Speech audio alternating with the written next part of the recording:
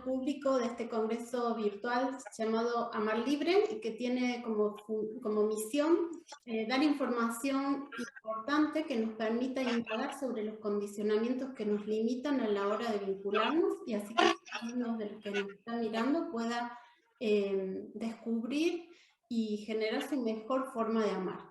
Y para eso hoy estamos con el enorme placer de compartir la presencia de Pablo Sigifondi. Él es geógrafo, es fotógrafo, él tiene una trayectoria muy importante en hacer un estudio muy detallado y en publicar su experiencia en visitar 136 países, uno de los argentinos que más ha viajado por el mundo, y justamente su trabajo se basa, gran parte de él, en darle visibilidad a sociedades, a comunidades que son muy desconocidas para nosotros que somos occidentales. Y bueno, hoy nos va a estar contando un poquito sobre toda su experiencia y cómo estas miradas nuevas nos pueden ayudar a construir una sociedad más amorosa donde nosotros estamos. Pablo, muchas gracias por estar acá con nosotros. Muchas gracias, Ivana, por esta posibilidad de participar en este evento que han organizado. Un saludo muy grande para toda la gente que nos está viendo, que nos va a ver en estos días. Y agradecerte también por esta deferencia de permitirme compartir un poco otras miradas en el mundo, ¿no? Porque en definitiva de eso se trata, de abrir nuestra mirada para abrir después nuestro corazón y poder comprender otras formas de vida de nuestra tierra tan bendita. Exactamente, por ahí tenemos la mirada tan parcial, tan sesgada por lo que conocemos, que una de las formas así de expandir el corazón realmente es, mira todo esto que no conocía, o mira cómo pasan las cosas en otros lugares o en otras comunidades. Bueno, vamos a hacer un recorrido, un viaje muy hermoso de mano tuya para que nos vayas contando la experiencia de haber estado viviendo en esas comunidades, de haber estado compartiendo.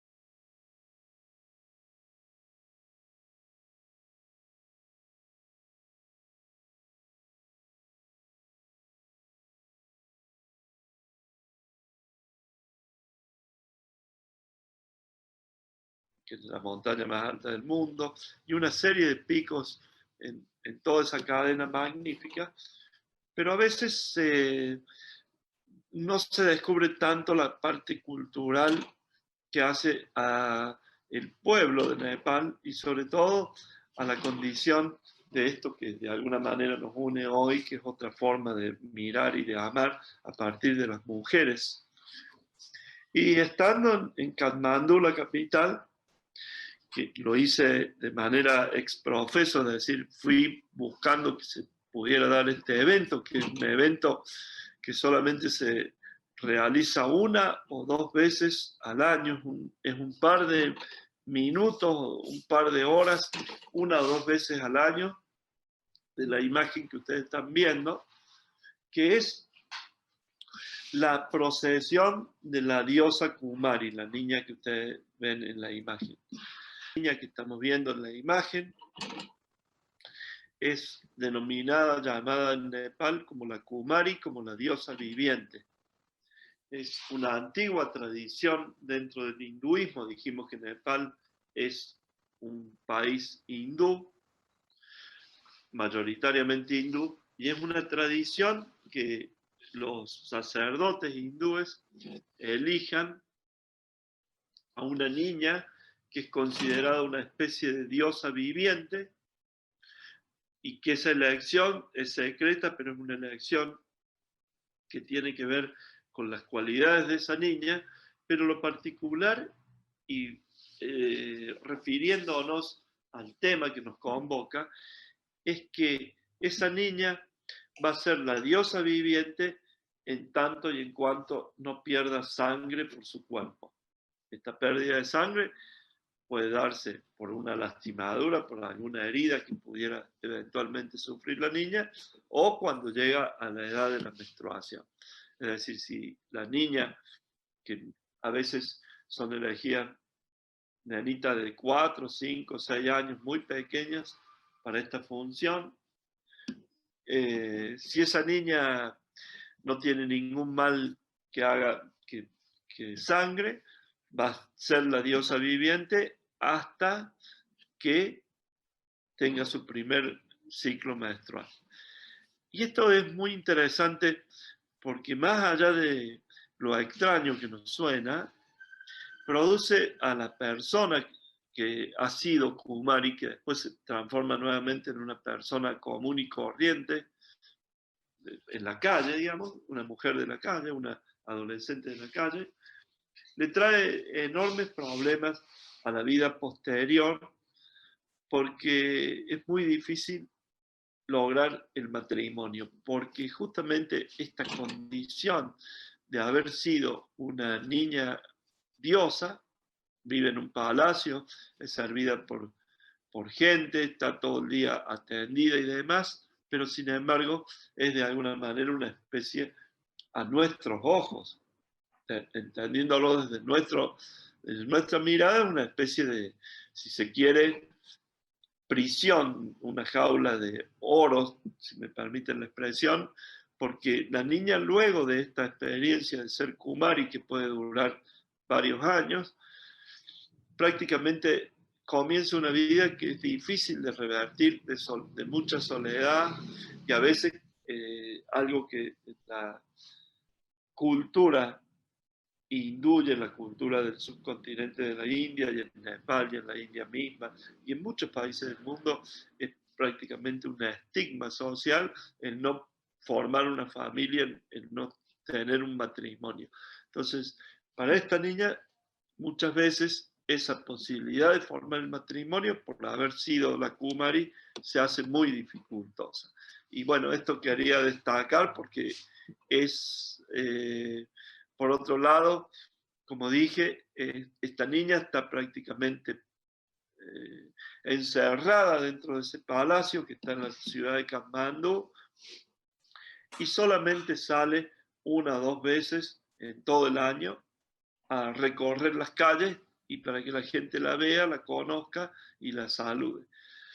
Ahí donde ustedes la están viendo en la foto, la niña va en una especie de silla que está montada sobre los hombros de 4 o 6 hombres que la llevan en procesión de un lugar a otro. Y ella, entre otras características que tiene una mirada y un gesto, como ustedes lo pueden ver, que prácticamente no deja trascender ningún tipo de sentimiento ni de sonrisa. Es casi como si uno viera una muñeca, ¿no? Claro. Es parte de lo que ha sido una de las condiciones para que justamente sea elegida como Kumari. ¿Y quién toma la decisión de elegirla? ¿Hay un consejo de hombres, de mujeres, mixto? No, es un grupo de sacerdotes, varones, Ajá. que eligen, no puedo definirlo exactamente cómo, porque eso es secreto, pero eligen a una niña. Antiguamente, me comentaron, lo hacían familias que postulaban que, por ejemplo, tu niña podía llegar a ser una kumari. Entonces, llegado ese momento que hay que elegir a la niña diosa, los sacerdotes van tomando pruebas a distintas criaturas que son presentadas por sus propias familias, y de esas pruebas determinan cuál es la que está en condiciones de ser la diosa. Claro, claro, claro, qué interesante. Y normalmente la sociedad, vos decías que es muy importante el tema de, para las mujeres de la calle, consagrar matrimonio. Son sociedades que se consagran matrimonio así para toda la vida, o no es muy conocido como es el sistema de vínculos, ¿no? Sí, el sistema, porque además hay que recordar que en el hinduismo rige el sistema de las castas, que esto también es otra condición muy interesante de analizar. Si bien en Nepal el sistema de las castas no es tan marcado como en la India, nosotros sabemos que en la India, donde el hinduismo es la religión del 80% de los 1.300 millones de habitantes, ese sistema de castas divide a la población en 4 grupos principales, y después, a su vez, dentro de esos grupos, otros subgrupos. ¿Qué características tiene el sistema de las castas? Que no permite ni la comensalidad ni la nupcialidad fuera de la casta. Y la casta determina de alguna manera prácticamente una marca de identidad para toda la vida. Es decir, de acuerdo a la casta a la cual se pertenece, es la profesión o es el trabajo que va a tener esa persona. Y generalmente en ese sistema de castas también el rol de la mujer también está muy disminuido con respecto al varón. Me estoy acordando de otro hecho atroz que oficialmente ha sido abolido ya hace muchos años, pero que en algunos sectores muy remotos en Nepal o en la India se practica, que es el sati. El sati significa que cuando una mujer queda viuda, debe ser quemada viva con el cuerpo del marido en el proceso de lo que es la cremación. Nosotros sabemos, en el hinduismo, la muerte de una persona es seguida por un ritual muy complicado y muy elaborado, que es la cremación de los cadáveres, y que generalmente esa cremación termina con las cenizas del difunto en el río Ganges, en el río Yamuna o en algún río sagrado, que también los hay en Nepal, que lógicamente no podrían ir todos solamente al Ganges. En ese sistema de castas y en ese sistema de cremación, en alguna manera, para destacar el rol secundario que tiene la mujer, hay que tener presente esta práctica del sati, que vuelvo a repetir, está abolida, pero que se sabe que hay sitios remotos donde todavía se lo practica, y que consiste, como acabo de decir, aunque nos suene verdaderamente atroz y muy extraño, en quemar la viuda con el cuerpo del marido. Qué fuerte, muy Sí, impresionante. sí, sí. ¿Pablo? Porque muchas veces también nos puede pasar que nosotros tenemos una información o una visión o una imaginación del hinduismo como una religión muy pacífica, donde va la flor de loto navegando por el río, donde están las velas, donde está el yoga, etcétera, etcétera, cosa que es real, pero también hay una cara dentro de esa religión que tiene que ver con la misoginia, que tiene que ver con prácticas muy ancestrales y muy dolorosas como esta que estoy mencionando. Claro. La verdad que esto de ampliar la mirada y darnos cuenta de la diversidad de formas de entender desde los seres humanos del mundo, qué es lo que es lo que está bien, lo que está mal, el exponernos a conocer otra cultura y poder criticarla también nos abre la cabeza para autocriticar también nuestra cultura, me parece, y empezar a ver que hay cosas que están establecidas y no porque sean tradicionales es lo mejor o son lo más adecuado. Sí, como decíamos, Pablo, realmente tan distintos algunas cosas que nos sorprenden y uno critica o lo mira como con sorpresa desde nuestra mirada y cómo mirarán estas otras comunidades cosas que nosotros hacemos como naturales y que para ellos son aberraciones desde su mirada, desde su cultura. Qué importante poder realmente dialogar y conocernos y ver cuántas cosas de las que damos por supuestas o naturales son aprendidas, son condicionamientos en realidad de haber sido criado en una determinada cultura. Así es, sí, tal cual. Incluso muchas veces queda como un sabor amargo para el visitante, para el viajero, ¿no? Porque uno sabe que hay cosas que verdaderamente, como esto que comentábamos sobre el sati, es una práctica horrorosa, pero sin embargo hay que pensar que ni siquiera los propios ingleses durante el dominio del subcontinente y durante la colonia o el virreinato de la India lo pudieron abolir, porque entre las cuestiones que los hindúes aceptaron cuando llega la dominación británica, era que la religión de ellos es intocable, es decir, las prácticas y la religión hindú en su estructura es intocable. Y como esto es un precepto religioso que viene de muy viejo, muy antiguo, tiene miles de años esta práctica y está íntimamente ligado a cuestiones del hinduismo y a los dioses, especialmente a Shiva. Abolir el sati así de una forma total no ha sido ni siquiera hasta nuestros días posible. Qué bárbaro. Sí. Eso significa, ¿no? Nos parece muy raro, pero sin embargo, esto es real.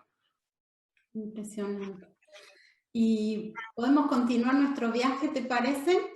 Por favor, claro que sí. Vamos a llevar ahora, vamos a ver, nos cuentes también otro lugar de estos maravillosos en los cuales has estado.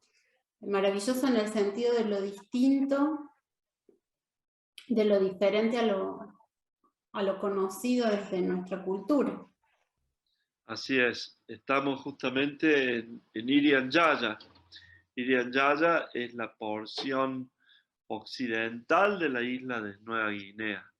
La isla de Nueva Guinea, que es la cuarta isla más grande del mundo, que se sitúa al norte de Australia, una isla en forma alargada en el sentido de los paralelos, abarca cerca de unos 800.000 kilómetros cuadrados, está dividida en dos porciones. La porción oriental, llamada Papúa Nueva Guinea, y la porción occidental, llamada Nueva Guinea, o Irian Jaya, que en idioma Bahasa Indonesia significa victoriosa tierra caliente. Pero esto es en el idioma de Indonesia, que viene a ser la potencia o el pueblo dominante sobre el pueblo que estamos viendo.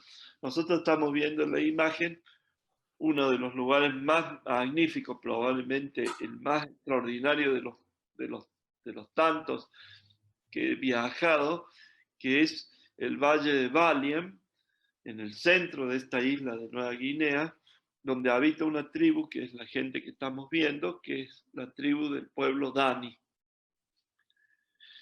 ¿Por qué digo que es extraordinario? Porque nosotros sabemos que viajar es trasladarnos, pero no es solamente trasladarnos en las coordenadas del espacio, en las tres coordenadas del espacio. Es muchas veces, además, trasladarnos en las coordenadas también del tiempo. Es decir, el viaje se completa, tiene otra dimensión más que es la social, pero la dimensión del tiempo es muy extraordinaria y probablemente este sea el ejemplo más emblemático que se puede dar. Porque uno cuando llega al Valle de Baliem es como que ha viajado en el tiempo miles de años atrás, a la era prehistórica, a la era donde no había, por ejemplo, donde no teníamos escritura, a donde vivíamos en estado prácticamente de desnudez, a donde practicábamos hacer fuego solamente a partir de materiales, no teníamos elementos para hacer fuego, y donde principalmente se practica hasta el día de hoy también de una forma ritual el canibalismo, es decir, la antropofagia, la práctica de comer un cuerpo humano que se da en la cultura del pueblo Dani en dos circunstancias. Cuando muere un Cains, un jefe tribal, ese cuerpo es repartido y comido justamente para poder adquirir, dicen ellos, las cualidades de ese jefe. Y en la otra circunstancia es cuando una tribu ataca a la tribu enemiga, generalmente se come el jefe de esa tribu enemiga, justamente también como una visión de poder. Todo lo que nosotros damos por normal, lo que nosotros damos como algo lógico, como algo que es así y que creemos que en todo el mundo es así, cuando uno llega a este lugar se queman los libros. ¿Por qué? Porque aquí, en cuanto no existe el concepto ni de familia ni de matrimonio que nosotros podemos conocer. Es decir, para el pueblo Dani, el concepto es el clan. No hay familia, hay clan. Hay un grupo que vive en un determinado campún, en una determinada zona, y a partir de ahí construye ese grupo de clan, construye su pequeña sociedad en el lugar. Entre otras características, hay una división especial en la comunidad entre niños y niñas, mujeres y varones, a punto tal que ninguno de ellos conviven en el mismo techo, solamente las mujeres viven en un campón, en un lugar, los varones viven en otro, y los niños y los cerdos viven en otro, porque los cerdos son el animal sagrado y una de las principales fuentes de alimentación, además de la recolección de frutos de la selva, porque estamos hablando de un lugar selvático.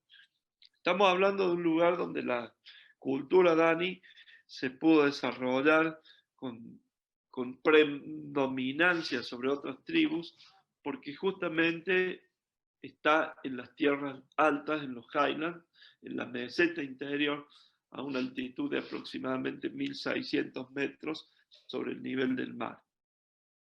Pablo, ¿y en qué año vos visitaste esta foto, más o menos para contextualizarla en años? ¿En qué año es tomada? Esta foto es del año 1998. Ajá. Tuve una semana con la tribu. Llegué en una avioneta porque es la única forma de acceder al lugar.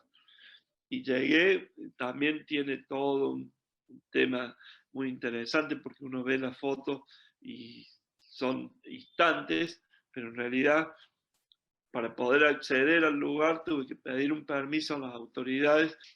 ¿Y cómo te recibieron? ¿Cómo fue la interacción? Fue muy, muy extraordinario porque yo sabía, porque tenía conocimiento, justamente por eso quería ir a este lugar. Había ido a Irian Jaya con este propósito desde Papúa Nueva Guinea. Crucé en un bote a Jayapura, que es la capital de la provincia de Irian Jaya, y ahí tramité todo este permiso y esta autorización y logré tener el Surat Keterangan Yalan, que es el nombre, que la traducción de la lengua bajasa sería algo así como victorioso, permiso de viaje, y con este permiso de viaje pude hacer el vuelo, y cuando llegué fue muy mágico porque el avioneta aterriza en una pista de tierra, no había otra cosa, y desde afuera, desde la ventanilla, yo veía hacia afuera, y hacia afuera estaba la gente desnuda, semidesnuda, saltando. Tanto varones como mujeres viven en estado prácticamente de desnudez total, que por supuesto esto también tiene que ver con una cuestión meramente geográfica climática. Esto sería imposible si las condiciones geográficos no lo permitieran. Estamos hablando en un lugar que está prácticamente sobre la línea del Ecuador, donde la temperatura y la humedad es uniforme a lo largo del año, y donde esa altitud de 1600 metros no solamente atempera el rigor del clima, sino que lo más importante, permite que el lugar donde se desarrolló esta tribu, que vuelvo a repetir, por eso logró la preeminencia sobre otras tribus, es justamente que esa altitud impide o hace mucho menos problemático la cuestión de la malaria transmitida por los mosquitos. Es decir, si uno está en cualquier sitio de la costa de Nueva Guinea,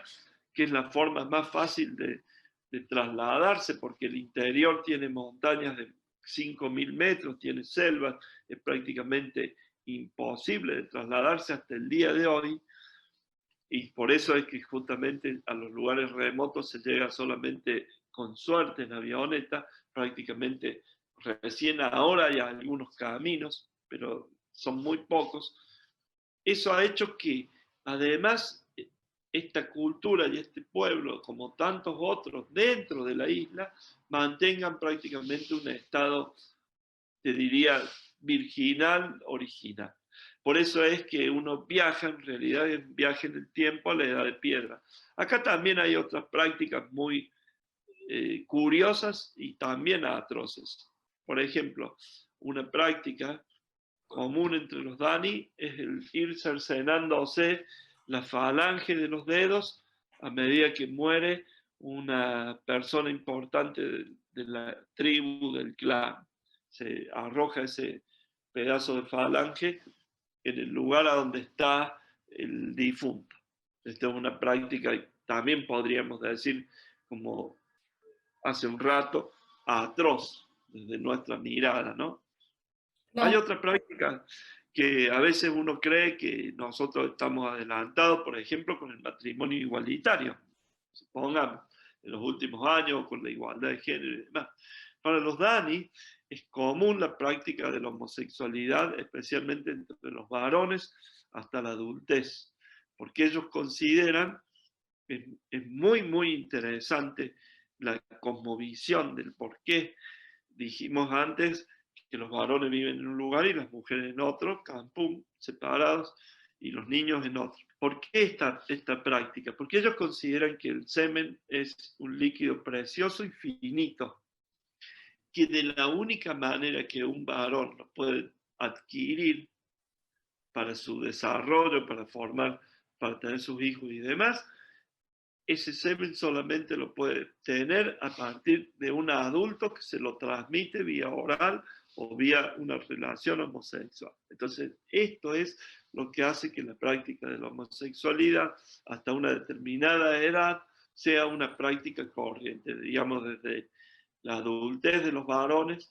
hasta los 20 años aproximadamente. Esto es una cosa muy común dentro del pueblo Dani también. Otra característica que ustedes pueden ver, especialmente en la imagen que está más cerca de la señora, es que ellos, observen la señora que está parada también, la chica que está al lado, ellos también pintan todo su cuerpo con pinturas naturales, lo pintan, lo adornan. ¿Por qué? Porque ellos consideran que la piel humana es en realidad una tela que pone en contacto el mundo interior con el mundo exterior. Y de ahí viene la desnudez, el hecho de que esa tela tiene que estar lo más expuesta posible justamente para poder poner la mayor cantidad de contacto entre el mundo interior y el mundo exterior, por un lado. Pero además, esa tela tiene que estar adornada. ¿Cómo se adorna? Con ese tipo de pinturas que ustedes pueden observar, que también se dan los varones, ¿no? Los varones solamente utilizan un pequeño aminículo que se pone en el pene, que se llama jorim, y que está hecho a partir de una planta natural, ¿no? Interesante.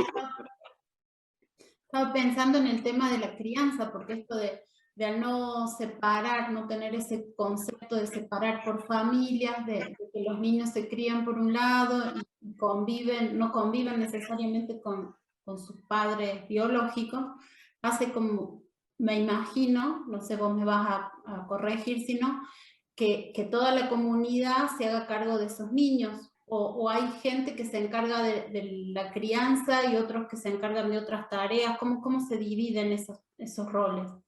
Es difícil para mí saberlo porque una semana es muy poco tiempo en la convivencia. Sí, lo he podido hablar con otra gente más adelante, digamos, que ha visitado, que conoce antropólogos y demás. Efectivamente, esto es lo que muchas veces diferencia de manera sustancial a los pueblos originarios, no solamente de este lugar, sino incluso de nuestro continente Abya-Yala o de el África o de Asia. Es la gran diferencia que hay con el mundo occidental. El mundo occidental crea la figura del individualismo, el concepto de la familia como la conocemos nosotros, y en estas culturas y en estos pueblos eso está muy diluido porque lo que vale es el clan, lo que vale es el grupo humano, no es uno, sino el grupo, el conjunto. Acá prácticamente todos colaboran con las tareas de todos, es decir, para construir la choza están todos trabajando, para cazar animales o para asar un cerdo están todos, para buscar frutos, para pescar, para traer sal de los yacimientos donde hay sal, están todos. Es una visión de conjunto, no podrían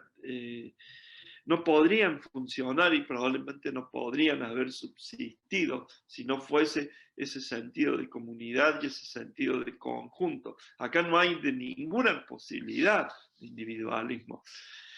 Y eso tiene que ver, por supuesto, también con una cosmovisión y con una relación frente a la naturaleza. Lamentablemente los danis en los últimos años están siendo cada vez más acosados porque el gobierno de Indonesia los quiere eliminar.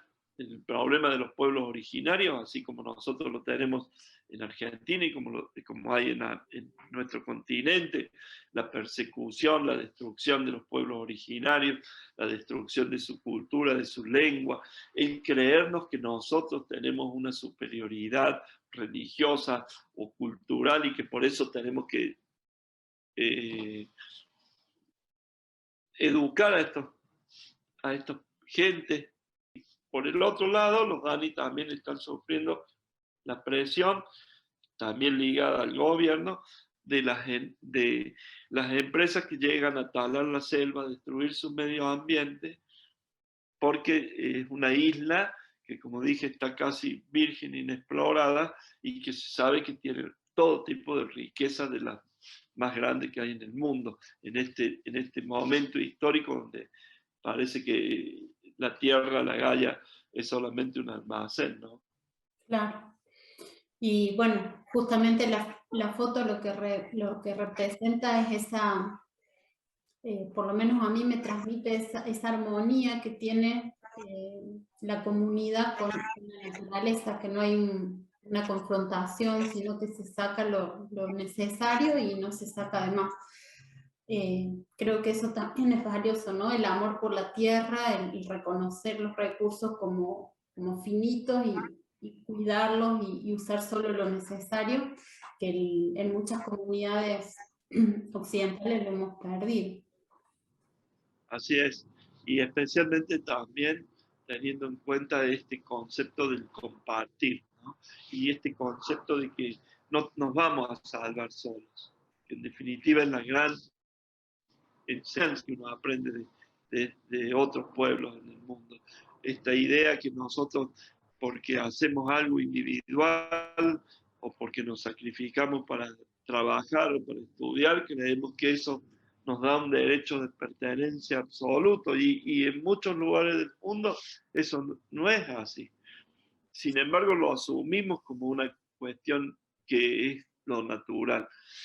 Sí viene de nuevo la reflexión antropológica, hasta qué punto uno sabiendo todas las condiciones que podrían vivir mejor, higiénicas, de salud, etcétera, porque acá hay que tener presente también que en estas condiciones el promedio de vida del pueblo dani no supera los 40 años. Bueno, Pablo, qué interesante. Vamos a seguir el recorrido. Ahí, Pablo, nos vas a llevar un ratito hasta Siria. Sí, estamos en el desierto de Siria, que el gran desierto sirio abarca una gran parte de la superficie del país y se extiende también luego hacia Irak, hacia Jordania y hacia Arabia Saudita. Y en este desierto vive principalmente los pueblos nómades. Los pueblos nómades son beduinos que se trasladan permanentemente con sus pertenencias y con su vivienda, que la van construyendo en cada lugar al que llegan. Estamos en el interior justamente de ese campamento. En el centro ustedes pueden ver con leña hay un fogón, está también el típico pan árabe chato sin levadura puesto en el piso, y entre medio de ese pan hay un plato que tiene el queso, el yogur, el kefir o el laban, como se dice en árabe, esa cuajada que se hace generalmente en este caso de leche de cabra o de leche de ovejas, y podemos ver en las mujeres beduinas, porque esto es lo interesante para la conversación nuestra. Las mujeres beduinas, a pesar que los pueblos beduinos, en este caso en Siria, son de religión musulmana, sin embargo las mujeres son completamente distintas, incluso en países como en Afganistán o en otros países donde uno imagina que las mujeres están todas cubiertas con su burka y con su chador, etc. Esta propaganda de querer uniformar todo y pensar que todo igual, nada que ver. Ustedes pueden observar las 3 mujeres que hay en la imagen, y las niñas tienen su rostro descubierto, pero no solamente descubierto, sino además tatuado, porque las beduinas se tatúan el rostro, se tatúan la frente, se tatúan las palmas de las manos, se tatúan también los pómulos, y ese tatuaje es un símbolo también de belleza y de identidad al grupo que pertenece. Qué bárbaro. ¿Y cómo es la conformación? Ahí que estamos viendo una familia, un clan, organizada. Acá estamos viendo una familia, son 3 matrimonios, ustedes ven las 3 parejas, digamos, están los 3 varones con las 3 mujeres y algunos de los niños, porque hay muchos más niños fuera. Están también este concepto, vuelvo a lo anterior, en la tienda beduina, que se extiende mucho más de la imagen, debe tener entre 15 20 metros de largo, hacia la izquierda de la foto. En esa tienda beduina se separan con esterillas los distintos ambientes. Este ambiente es la cocina. Hay otro ambiente para cada familia. Cada familia tiene su propio ambiente ahí. Y comparten el mismo concepto que decíamos antes. Comparten especialmente, en este caso, por ejemplo, la cocina, la comida, el hacer. Es decir, por ejemplo, una mujer busca el trigo y se pone a hacer alguna comida, y esa comida es compartida para todo el resto del campamento. ¿Por qué? Porque además los beduinos se trasladan, pero también ese traslado tiene que ver con una cuestión meramente geográfica, es decir, el traslado es principalmente la búsqueda de pasturas, porque en los pueblos nómades, y en el pueblo beduino como este, de Siria, la principal riqueza que nosotros sabemos decir, riéndonos, cuántos camellos me va a dar por mi mujer, ¿viste? Esos chistes que hay. Eso en realidad es una práctica ancestral que tiene que ver con el hecho que la principal riqueza Esto es lo interesante. La principal riqueza de estos pueblos son sus ganados. Que sus ganados pueden ser o camellos, o cabras, o ovejas, muy raramente vacas. Cerdos no, porque están totalmente prohibidos por la religión. Entonces, ¿qué sucede? Cuando a vos te dicen que tu hija la cambiaron por 10 camellos, en realidad para ellos lo que te están diciendo, si uno lo ve con nuestros ojos, suena horrible. Sin embargo, para ellos están significando que están dejando o están intercambiando por lo más preciado que pueden tener, que es el ganado.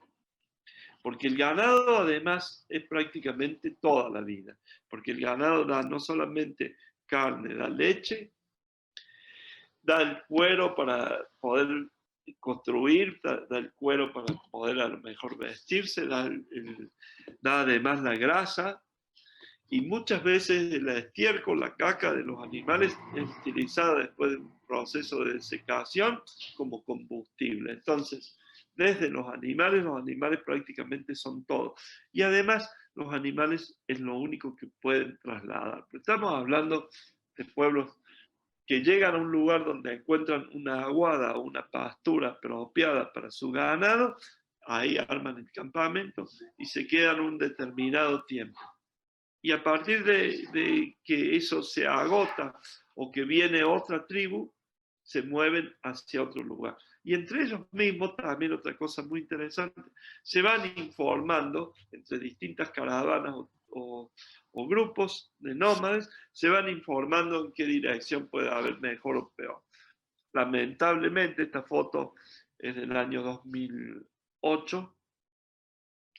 Lamentablemente, todo esto se ha visto profundísimamente alterado por la guerra civil que nosotros sabemos hace 10 años azota a Siria y que ha producido, además de cientos de miles de muertos, millones de refugiados y desplazados internos y demás, ha hecho que muchas de estas prácticas ancestrales prácticamente hayan sido tenidas que dejar de lado, ¿no? Claro, claro. Claro, están completamente vulnerados por esta guerra tan terrible. Así es. Muchas gracias. Vamos a seguir para Sudán. Bueno, esto es Sudán del Sur. Sudán del Sur, la fotografía del año 2011, que es el año en que Sudán del Sur nació como Estado independiente después de un largo proceso también muy cruento, ¿no?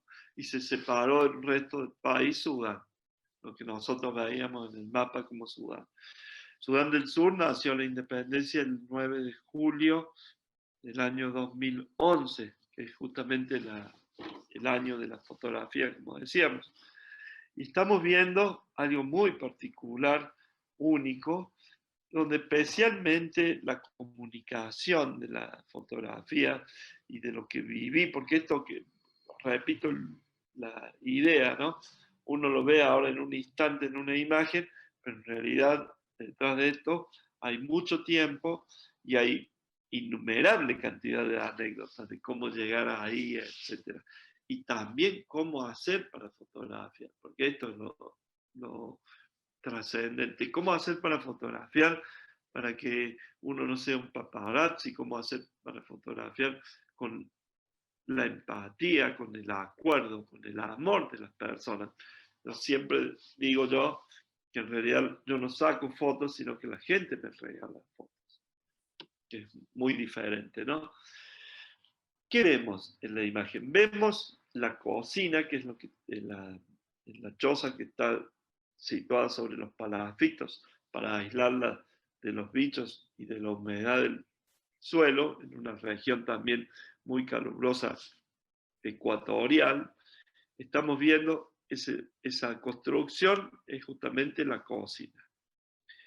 Debajo de ese círculo está donde se hace el fuego y donde se cuecen los alimentos y demás. Pero ¿qué vemos muy importante si vos observas? Hay 3 mujeres. Estas 3 mujeres son las esposas del único hombre que está sentado ahí en la silla las tres mujeres, que son las tres esposas de él, están en el piso y están con los niños, con distintos niños, hijos del mismo hombre. Es decir, acá tenemos el papá de la familia con tres de sus mujeres y con un grupo de algunos de sus hijos, que es mucho más grande. Esta primera cosa. Segunda cosa, que se ve que las mujeres y el hombre también están muy bien vestidos. Observa los vestidos que tienen. Sí, Pues nosotros estamos en un conversatorio donde cada uno de estos temas habría que desarrollarlos en muchísimo más tiempo. Entonces, hemos acotado las imágenes a muy poquito para poder desarrollarlo. Pero en otras fotos anteriores a estas, las mujeres están desnudas, están con sus senos al aire. ¿Por qué? Porque las mujeres, el varón no estaba en la casa cuando yo llegué y ellas sin ningún problema, con toda su naturalidad, me permitieron sacarles fotos, hacer fotos, me compartieron su vida, incluso dando de mamar a las criaturas. ¿Qué sucedió? Cuando llegó el varón, me saludó, se puso muy contento que estuviera ahí y demás. Esto imaginando los diálogos, porque en realidad acá no hay diálogo de palabras, sino desde la mirada, desde el corazón, desde los gestos, desde otra dimensión de comunicación. Acá la comunicación no tiene nada que ver con la palabra, ¿no? Y cuando él ve que yo estoy con una cámara de fotos y que quería hacer una foto, me hace alguna seña como que tenía que esperar. Esto interpreta. Y se va, las llama a las mujeres, se van todos, y al rato llegan las mujeres vestidas de gala, como ustedes las pueden ver, porque estos vestidos que tienen puestos son de gala, absolutamente. Son la mejor prenda, tanto para el varón como para las tres mujeres, son las mejores prendas que ellos tenían para agasajarme y para salir lo más hermosas posibles en la fotografía. Mira vos ese detalle. Por otro lado, a pesar que Sudán del Sur no tiene mayoría de religión musulmana, en este lugar que se llama Tali, hay misiones católicas, hay misiones de las iglesias cristianas, hay misiones musulmanas y en este caso esta familia es musulmana. ¿Qué podemos ver? Podemos ver que este señor tiene tres esposas. ¿Por qué? Porque de acuerdo a la ley islámica tradicional, la Sharia, un varón puede tener hasta 4 mujeres simultáneamente en matrimonio. Pero ¿bajo qué circunstancias? Por un lado, esto implica que una persona que tiene 2 o más mujeres, ya 2 es muchísimo, es difícil encontrar. 3 o 4 ni hablan. Una familia que está compuesta por 2 o 3 o 4 mujeres para un solo varón, implica por un lado que ese varón es muy rico, es un orgullo para él como hombre poder tener esas mujeres, porque significa que ha tenido la posibilidad de pagar esas dotes para tener esa cantidad de mujeres. Pero además significa que hay una enorme armonía, porque cada una de las mujeres necesita la venia o la aceptación del anterior para poder contraer la nueva nupcia. Es decir, la primera mujer que sale en la imagen, la que está más a la izquierda de la foto, es la primera mujer del varón, y ella dio la aval para que la segunda, que es la que está en el medio, pudiera esposar a Ibrahim. Y así igualmente ellas dos después dan el aval a la tercera mujer para que pueda también sumarse a los el matrimonio. Otra característica muy interesante, cada una de las mujeres viven en distintos ambientes, no conviven en el lugar, pero más llamativo, no es en el único lugar donde lo he podido comprobar, lo he comprobado en otros lugares donde también hay prácticas de la poligamia a partir de la ley islámica, es que los bebés le dicen a todas las mujeres que sean mamá indistintamente. Y a su vez, las mujeres no distinguen cuál es su hijo biológico del que no lo es. Ellas pueden mandar o pueden darle de mamar a cualquiera de los hijos, no importa que sea el biológico o no.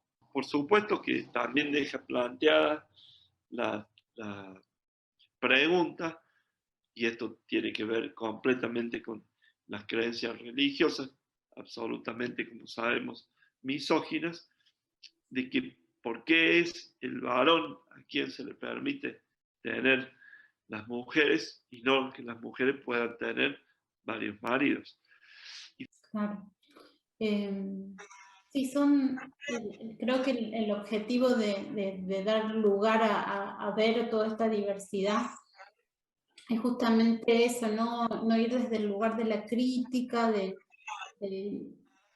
obviamente que uno tiene una postura construida sobre qué es lo que son prácticas que avalaría y cuáles no, pero estamos parados desde un lugar de observadores, no de jueces. Creo que eso de explorar la diversidad y de saber que esto existe. Y no estamos emitiendo por ahí, sino simplemente ampliar la mirada para ver toda esa gran diversidad de prácticas que hay en la humanidad y que por ahí no estamos tan en contacto. Sí, especialmente tener presente con mucha humildad, porque quien viaja tiene que tener la suficiente humildad para saber que en realidad el viajero, el que llega a este lugar, es un bendecido, pero además es una persona que yo siempre digo que cuando viajo voy a visitar a mis hermanos, exactamente lo que estás comentando, es decir, uno tiene su filtro cultural, su filtro incluso hasta religioso, pero eso no impide dejar de ver esto, que uno va a visitar a sus hermanos, uno va a visitar a su propia familia, de la cual hace miles de años nos separamos y ahora vivimos en lugares distintos, pero simplemente estamos, ¿cómo te diría?, reconociéndonos nuevamente. Y la gran pregunta que siempre queda flotando es si realmente es bueno ir y decirle esto no lo podés hacer porque está mal. Que a su vez ha sido la práctica tradicional de todos los esclavismos, de todas las colonizaciones, de todos los imperialismos, para llevar una supuesta superioridad moral, intelectual, etcétera, a pueblos para terminar dominándolos y saqueándolos, que esto también es parte de la realidad, porque no se puede ir pensando que uno le lleva la solución a su vida. Totalmente, vos sabés que a mí lo que siempre me hace reflexionar mucho de todas tus charlas es justamente no ir a criticar cómo hace el otro, sino decir esto de ¿y qué hacemos nosotros? Que se podría mirar distinto, sabiendo que se puede hacer distinto, porque así como hay prácticas que nos parecen espantosas de otras culturas, quizás pienso, viene un extraterrestre o alguien de otra cultura y dice, no sé, en esta cultura se enseña tanto a ser flaco, por ejemplo, que los niños dejan de comer. Claro. Y uno lo piensa, eso sí es terrible y está en nuestras manos cambiarlo porque es nuestra cultura y cómo enseñamos a que haya un absoluto rechazo por el propio cuerpo, de que las personas mientras se van criando se intoxiquen y no tengan salud o lleguen con una salud muy deteriorada. Y no nos damos cuenta de que podemos cambiar nosotros mismos. Estamos siempre mirando qué podríamos cambiar del otro, del que está lejos, del que está distinto, porque nos cuesta mucho hacer esa autocrítica de cuáles son las cosas que nosotros estamos haciendo, que si las viera una persona externa nos podría decir, sí, ¿por qué no lo hacen distinto?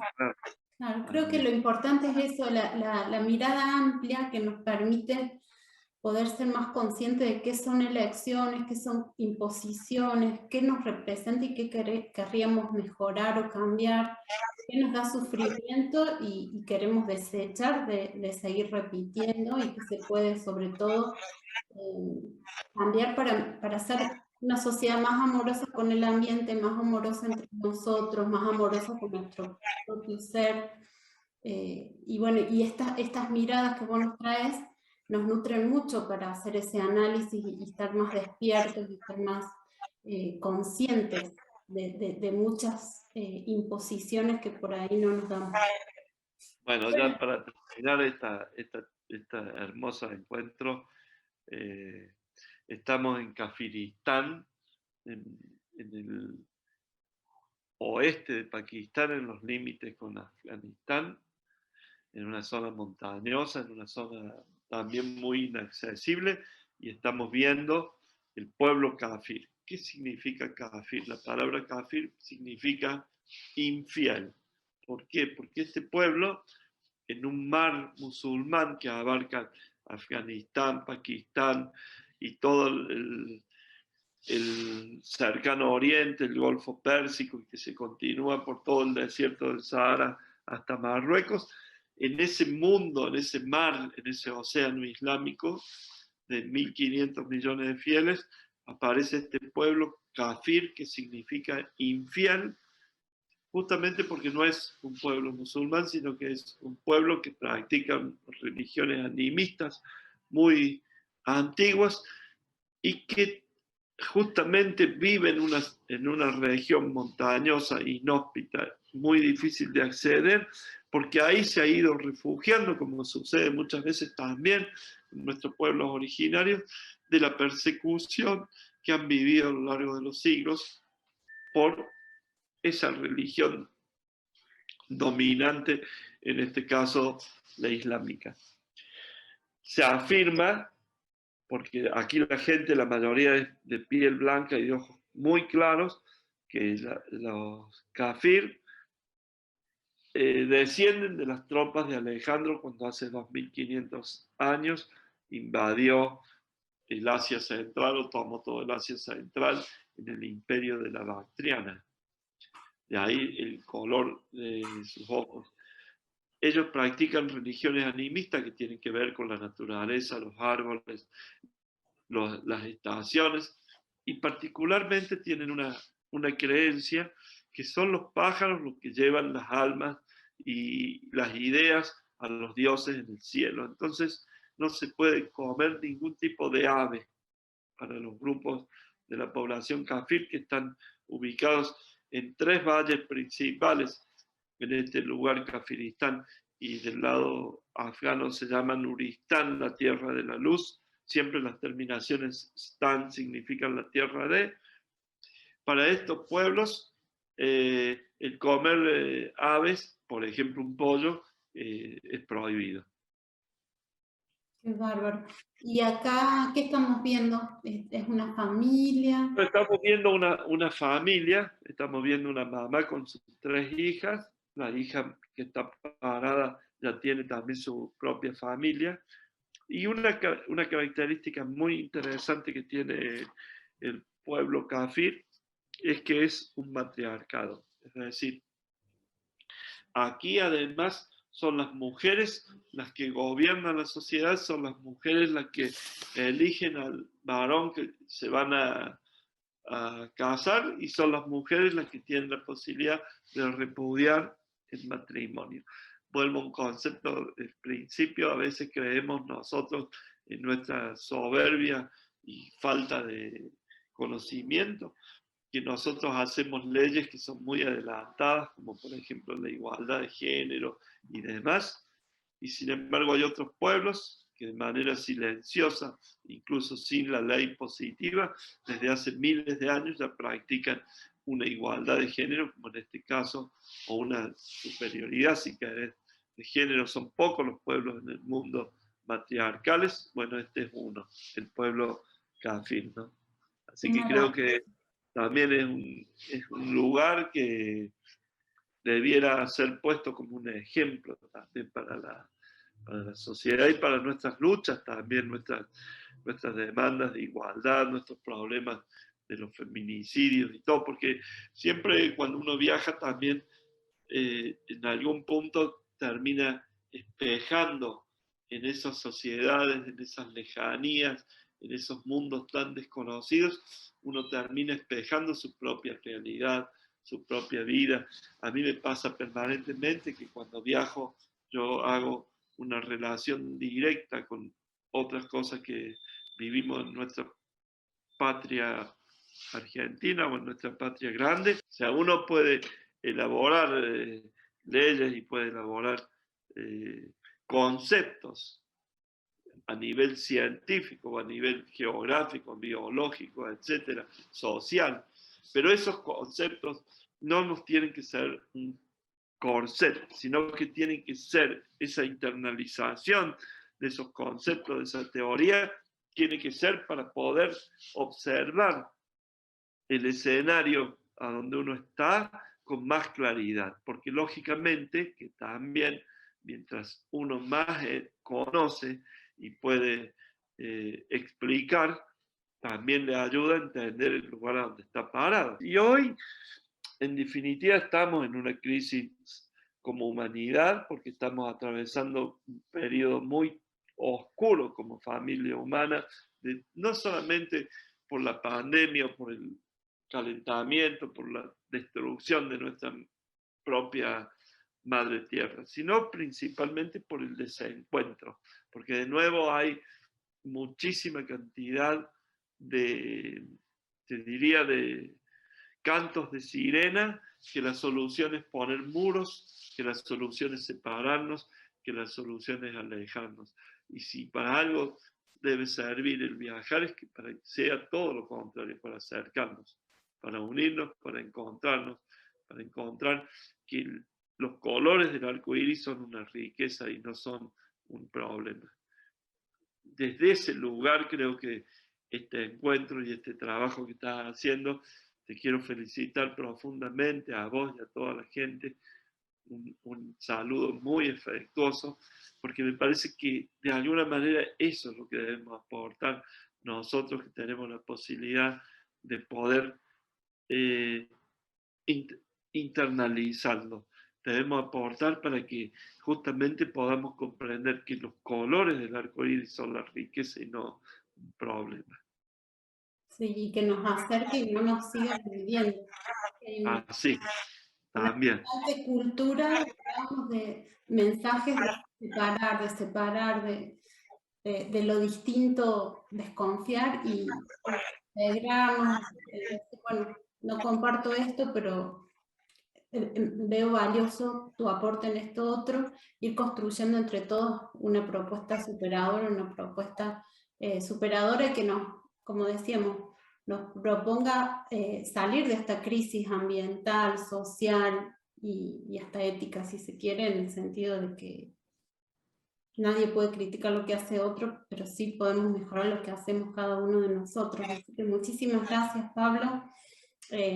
Un agradecimiento enorme por tu trabajo, por tu tiempo dispensado para esta actividad y por estar siempre dando tu aporte para eso, para hacernos reflexionar y tratar de construir una sociedad mejor.